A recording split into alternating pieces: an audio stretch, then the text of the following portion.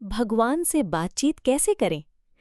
हाय दोस्तों, मैं हूं आपकी अपनी मानसी और स्वागत है द मानसी शो में। आज का दिन खास है क्योंकि आज हम बात करेंगे एक ऐसी यात्रा की जो आपका दिल छू लेगी, आपकी आत्मा को जगाएगी और आपको नई ऊर्जा देगी। मैं सुपर एक्साइटेड हूं क्योंकि आज हम बात करेंगे कॉन्वर्सेशंस विद गॉड के बारे में। और इसे मेरे साथ शेयर करने के लिए मैंने प्रेरणा ली है नील डोनाल्ड वॉल्श की किताबों से। उनकी किताबों ने मेरी जिंदगी बदली और मुझे यकीन है ये आपकी जिंदगी को भी टच करेगी।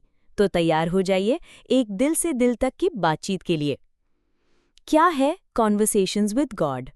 दोस्तों, कॉन्वर्सेशंस विद गॉड सिर्फ एक किताब नहीं, ये एक अनुभव है। ये एक ऐसी बातचीत है जो हमें याद दिलाती है कि हम कौन हैं।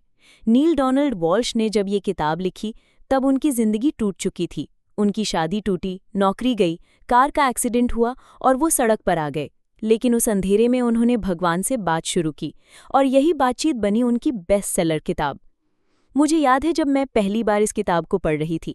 मैं कॉलेज में थी और मेरी जिंदगी में सब कुछ उल्टा पुल्टा हो रहा था। मेरे दोस्तों ने मुझे इग्नोर करना शुरू कर दिया था क्योंकि मैं अपने सपनों को लेकर बहुत सीरियस थी। मैं रात को अकेले में रोती थी, सोचती थी कि क्या मैं गलत हूँ, क्या मेरे सपने बेकार हैं। तभी मेरे एक टीचर ने मुझे ये किताब दी। मैंने पढ़ा कि भगवान ने नील से कहा, मैं सबसे बात करता हूँ, सवाल ये है कि कौन सुनता है। दोस्तों, उस दिन मुझे एहसास हुआ कि मेरे दिल की आवाज़, वो छोटी सी हिम्मत जो मुझे आगे बढ़ने को कह रही थी, वो भगवान की ही आवाज़ थी। चलो इसे स्टेप बाय स्टेप समझते हैं। कॉन्वर्सेशंस विद गॉड हमें सिखाती है कि हम सब भगवान का हिस्सा हैं, लेकिन इसे समझने के लिए मैं आपको कुछ आसान स्टेप्स बताती हूँ जो मैंने अपनी जिंदगी में अपनाए। स्टेप 1, अपने दिल की सुनो। दोस्तों, भगवान कोई आसमान में बैठा इंसान नहीं है। भगवान आपके अंदर है। वो आपकी वो फीलिंग है जो आपको सही रास्ता दिखाती है। वो आपका गट फीलिंग है। वो आपकी अंतरात्मा है। मैं आपको अपनी एक कहानी सुनाती हूँ। जब मैंने ये पॉडकास्ट शुरू करने का सोचा तो मेरे पास ना पैसा था, ना कोई बड़ा स्टूडियो, लेकिन मेरे दिल में एक आवाज़ थी जो कह रही थी, मानसी शुरू कर, लोग सुनेंगे। मैंने उस आवाज़ को सुना और आज आप सब मेरे साथ हैं। तो जब भी आपको कोई इंस्पिरेशन मिले, उसे इग्नोर मत करो, वो भगवान का मैसेज हो सकता है। स्टेप 2, डर को गले लगाओ। नील ने बताया कि उनके 3 सबसे बड़े डर थे, मृत्यु, हानि और असफलता। दोस्तों, हम सब डरते हैं, मैं भी डरती थी। जब मैंने पहली बार पॉडकास्ट रिकॉर्ड किया तो मुझे डर था कि लोग मेरा मजाक उड़ाएंगे। लेकिन मैंने सोचा कि अगर मैं डर के कारण रुक गई तो मैं अपने सपनों को कैसे पूरा करूंगी। नील ने कहा, डर को पार करने का तरीका है समझना कि तुम सिर्फ शरीर नहीं, एक आत्मा हो। तुम्हारा असली मकसद है खुद को जानना और दुनिया में प्यार बांटना। एक छोटी सी कहानी। मेरे एक दोस्त राहुल की कहानी सुनो। राहुल को डर था कि अगर उसने अपनी नौकरी छोड़कर स्टार्टअप शुरू किया तो वो फेल हो जाएगा।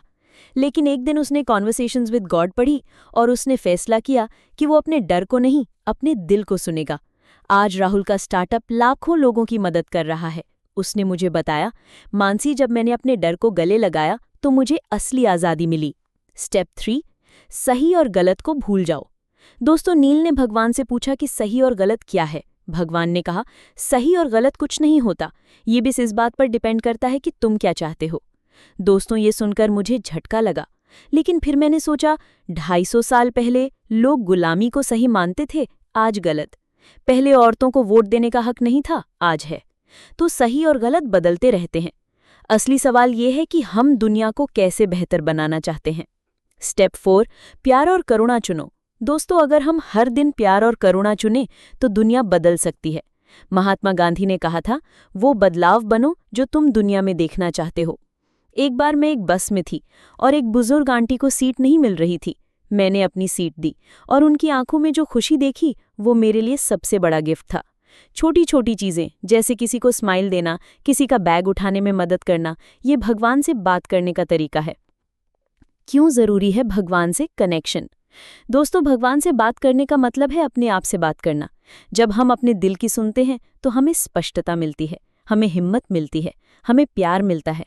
नील ने कहा, भगवान हर जगह है, पेड़ में, नदी में, तुम में, मुझ में। जब मैं उदास होती हूँ तो मैं एक पेड़ के नीचे बैठती हूँ और उसकी हरियाली मुझे सुकून देती है। वो सुकून भगवान का टच है।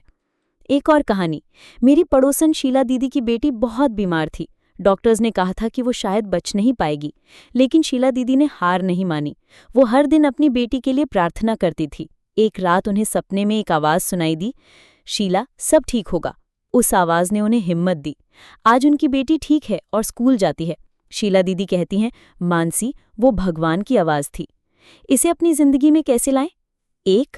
हर दिन 5 मिनट चुप रहो, बस अपने दिल की सुनो। एक डायरी लो और जो मन में आए लिखो, शायद वो भगवान का मैसेज हो। 2.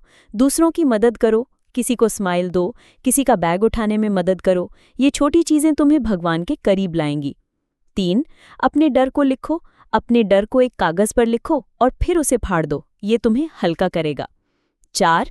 प्रकृति से जुड़ो, एक पेड़ को गले लगाओ, नदी के किनारे बैठो, प्रकृति में भगवान की मौजूदगी महसूस करो। मेरी जिंदगी का बदलाव। दोस्तों, कॉन्वर्सेशंस विद गॉड ने मुझे सिखाया कि मैं अपनी जिंदगी की क्रिएटर हूँ। मैंने अपने डर को गले लगाया और आज मैं आपके सामने ये पॉडकास्ट कर रही हूँ। मुझे याद है जब मैंने पहली बार ये पॉडकास्ट शुरू किया तो मेरे पास सिर्फ एक पुराना माइक था, लेकिन मेरे दिल में एक आग थी लोगों तक सच्चाई और प्यार पहुंचाने की। और आज आप सब मेरे साथ हैं। ये मेरे लिए सबसे बड़ा गिफ्ट है। आखिरी बात, दोस्तों, जिंदगी एक खूबसूरत सफ़र है। हर कदम पर भगवान आपके साथ हैं। बस अपने दिल की सुनो, अपने डर को गले लगाओ और हर दिन प्यार बांटो। अगर हम सब ऐसा करें तो दुनिया सचमुच स्वर्ग बन सकती है। मेरी आपसे रिक्वेस्ट है, प्लीज़ इस पॉडकास्ट को लाइक करें, अपने दोस्तों और फैमिली के साथ शेयर करें, द मानसी शो को सब्सक्राइब करें और अपने कमेंट्स में बताएं कि आपको ये पॉडकास्ट कैसा लगा। अगर आपने कॉन्वर्सेशंस विद गॉड पढ़ी है तो ये भी शेयर करें कि इसने आपकी ज़िंदगी कैसे बदली। आइए इस प्यार और प्रेरणा की यात्रा में साथ चलें। बहुत बहुत प्यार और ढेर सारी एनर्जी। नमस्ते।